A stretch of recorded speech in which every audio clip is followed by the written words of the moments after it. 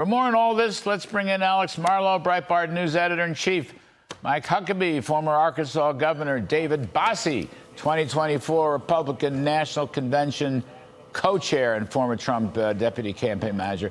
Mike Huckabee, you know, I thought it was a very cool speech. I guess that's obvious from my riff. But that ending point, Trump worked, and I know it's his father's company, but nonetheless, as a young man, Summers and more, Trump worked on the construction sites with all kinds of people of all kinds of colors, including union folks, right? And then he grew up and he knew how to build buildings and change the face of Manhattan real estate. And you know what, Mike, I want to say one more thing. 2015, late 2015, saintly wife and I were in a group. It was a dinner. It was a New York State Republican dinner. Trump spoke. We'd never really heard him politically before. And he went out and he talked about how it was the old Commodore Hotel, dilapidated across from Grand Central Station, and how he rebuilt the hotel into the beautiful Grand Hyatt. And he talked about floors and floorboards and walls and ceilings and fixtures, stuff that I know virtually nothing about. Saintly wife knows a little more about. He went through it. It was jaw-dropping. And then he ends the speech, Mike Huckabee, and he says, you know what? Give me a chance, and I will rebuild the entire country the same way. I've never forgot it. And it's part of that surface in the Bronx. What you think, Governor Mike Huckabee? I thought it was the best speech I've heard him give, maybe ever. And I think for exactly the reasons you talked about. For one thing, he reminded people that he's done something Joe Biden's never done. He's actually signed the front of a paycheck. He's had to run a business. He's had to take complex issues, break them down into simple things and get them done, and do it with a budget. He's done everything that we'd love a president to do, but we have one now that couldn't do it, even if he could be helped off the stage with 30 people who could show him which way to go. So I totally agree. The New York Post editorial was spot on. We need more of Trump talking about what it takes to build something of magnificence and to make this country the metaphor for the things that he can build. And I love the term MAGAnomics. Boy, is that a contrast to Bidenomics. Got it. David Bossie, you know, Governor Kathy Hochul here in New York, and Democrats all across the country, including Joe Biden. David, I don't think they know what's hit them. And I know he's probably not going to carry the South Bronx. Okay, I get that. I don't know whether he'll carry New York or not. It's a long shot. He may make it close. But, you know, the message here is this was a rally of people of colors.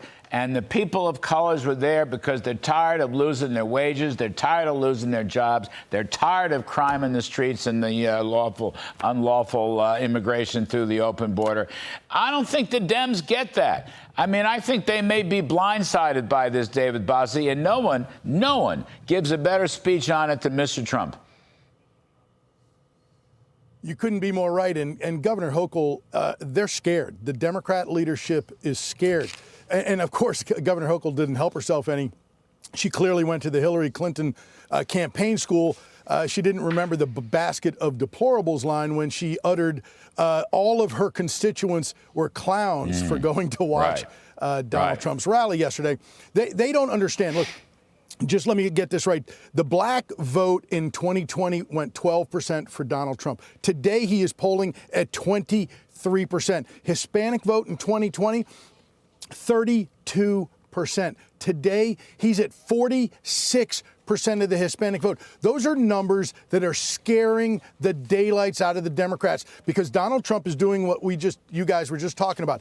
Hope, growth, and opportunity. Yeah. It is what the future means for these Americans, no matter what your color is. That is what Donald Trump is talking about. It's very Reagan-esque. It's the shining city on the hill. That's why these people from all walks of life come here for the American dream. And Joe Biden has left this country, whether it's our national security or our economy, a smoking crater. And that's what the American people are tired of. They want to fire Joe Biden and rehire Donald Trump. Alex Marlow, hang in there. I have not forgotten you, but I want to play one more sound. I want you to hear one more sound about hope and responsibility in the reconstruction of New York City. I think we have another sound. Let's roll it. We're going to make New York bigger, better, and more beautiful than ever before. And that includes right here in the Bronx. And it's going to be done and funded starting on January 20th, directly from our great and beautiful White House. And, Alex, one more. This is from Ackman, who's a big hedge fund guy in New York City. What's his first name? All right, whatever. Bill Ackman. Here's the quote. This is from his tweet on Twitter, X, whatever it is. Quote, does America want to be a nation of victims or a people who aspire and work hard to achieve success? Greatness and leadership in the world, this has become the fundamental question of the upcoming presidential election. That is a Wall Streeter, okay, Mr. Ackman, whatever his name. He's a good guy. I've met him a couple times. So, Alex Marlow, I don't want to overplay this. I'm not going to stand up here and say to you, Trump's going to carry the Bronx in the election, okay? I'm not going to go that far. But I am going to say these are warnings, rumblings, shots across the bow. In a sense, in the South Bronx last night, Mr. Trump gave a national speech because it was covered everywhere, Alex. Now, what do you make of that?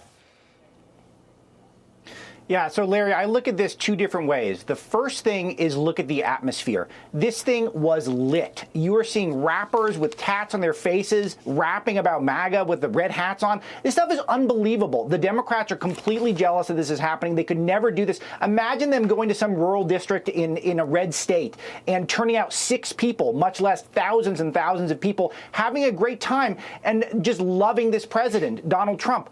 But look at the content, which you guys are doing, which is so smart to do. He's talking about immigration. He's talking about optimism. He's talking about crime. He's talking about rebuilding America. This stuff resonates with people who are thinking about living paycheck to paycheck, trying to fill their gas in their car, trying to get groceries to be a more affordable price. This resonates. Trump is on point, and the crowd is right behind him. I mean, as his career progressed, Trump became a marketing genius, okay, with the Apprentice television show and marketing his various properties around the country and around the world. You know, I think, Alex, that just as a follow-up, this is marketing genius. In other words, he's been tied up in this goofy trial for weeks and weeks and weeks. So what has he done? He's gone out in his spare time. He only gets a short window. He goes to Wisconsin, gives a great speech. He goes to the New Jersey seashore to 100,000 people in Wildwood, New Jersey, and gives a great speech. He goes up to Harlem to the bodegas and gives a great speech. He visits construction sites when he has a chance after the courtroom's finished. He meets with the fire department people, and then this speech here in the South Bronx. You got to admire that, Alex. I mean, that is marketing and communication skill. The message is superb, but I'm just saying the way he's doing this, he's making up for lost time. He's doesn't have to pay for this. This is going all around the country and probably all around the world as the word gets out that Trump is mangling the old Democratic majority. What do you think about that, Alex? It's a marketer's dream, I think. I love it. And as a media guy, this resonates with me so much. Of course, he's so sharp on the issues. But the fact that he keeps coming up with creative ways to get the message out, to make it fresh, to make it entertaining. I've never seen a politician who can do this, and it's still stunning to me. Mike Huckabee, I got a couple of little tidbits before we're done today. We welcome everybody's time on a Friday. Nikki Haley. She came out in a speech at the Hudson Institute, and she said that she would vote for Mr. Trump. And Mr. Trump himself, I have to read the quote because it was done on another network, but he was very gracious, Mike Huckabee. Here's what he said, quote, well, I think she's going to be on our team because we have a lot of the same ideas, the same thoughts. You know, we had a nasty campaign. It was pretty nasty, but she's a very capable person, and I'm sure she's going to be on our team in some form. Absolutely, period, end quote. Governor Huckabee, what do you make of that one? Well, it was a smart move on Nikki Haley's part, a little late, should have been done earlier. She promised she would support the nominee. She finally came around. Don't think she'll be vice president, but, you know, if the president gives her a cabinet position to do something, at least she's on the team. But the one thing I think we learned from last night, and even what we're learning today from Donald Trump, look at the contrast. Donald Trump looks like a person who's going somewhere. Joe Biden looks like a person who's sorry he's been. That's it. Right. Who's going nowhere, actually. David Bossie, Nikki Haley on the team, vice president, cabinet officer, ambassador to someplace. What do you think? I think it's fine, whatever she does. She needs to bring her people along. But Donald Trump is on offense, not talking just to Republicans. That's the difference, Larry. The president in this campaign is on offense. He's talking to people in Virginia. He's talking to people in Minnesota. He's talking to people in New Jersey and in New York. He is looking at the Mondale landslide of 1984, and he's saying, how can I continue this optimistic vision and deliver it to all of the American people? And we're going to talk past party. That's what he did in 2016, and that's what he's doing again. Yeah, he's broadening the base of the whole Republican Party, it seems to me. He's breaking through, he's punching through those old Democratic majorities. And I don't think Joe Biden knows exactly what's hitting him. Anyway, Alex Marlow, Governor Mike Huckabee, Dave Bossie, thank you, all of you.